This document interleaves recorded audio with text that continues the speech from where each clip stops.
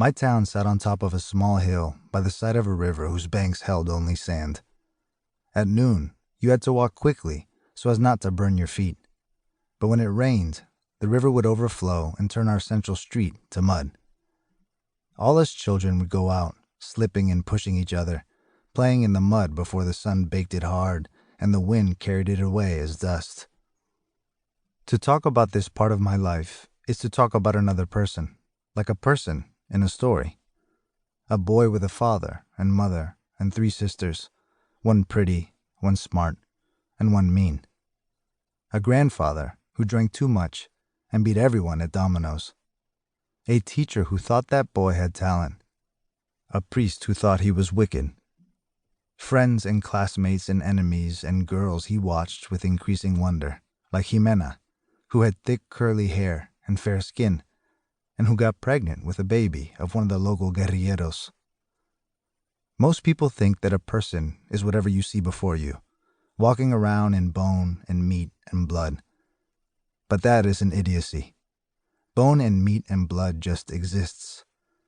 But to exist is not to live, and bone and meat and blood alone is not a person. A person is what happens when there is a family, and a town, a place where you are known, where every person who knows you holds a small invisible mirror, and in each mirror, held by family and friends and enemies, is a different reflection. In one mirror, the sweet fat boy I was to my mother. In another, the little imp I was to my father. In another, the irritating brat I was to Gustavo. A person is what happens when you gather all these reflections around a body. So what happens when one by one, the people holding those mirrors are taken from you? It's simple. The person dies.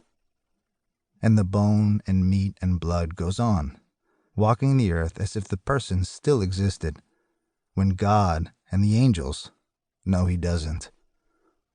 So let's not talk about this boy as if he and I are the same person and not 2 strangers, one who walked in this body before the burning and one who did after.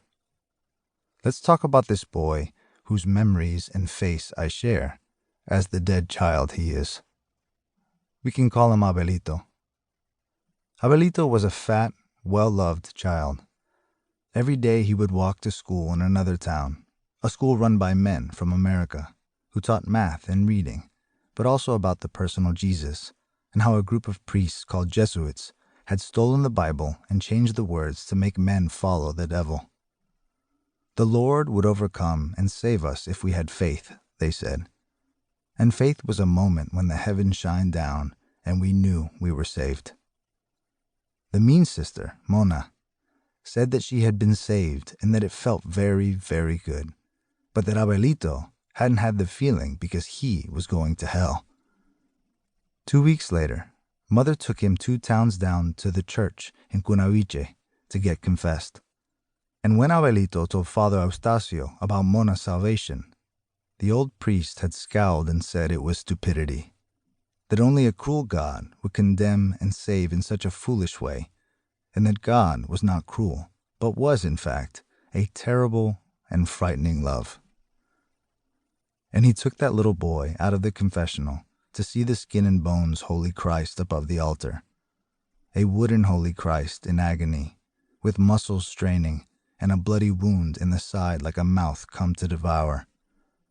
The statue gave Abelito nightmares, but Father Eustacio said to look on the suffering and know the love of God, to do such a thing to his child. God is love, Father Eustacio said, and he does not hand out salvation to be worn like a crown. And Abelito said, my sister then, she is not saved? And Father Eustacio said, no, which pleased Abelito very much. And after that day, Abelito nodded his head when the missionaries talked about the personal Jesus who would come to them and make them born again. But in his secret heart, he remained faithful to the terrifying Holy Christ of Cunaviche.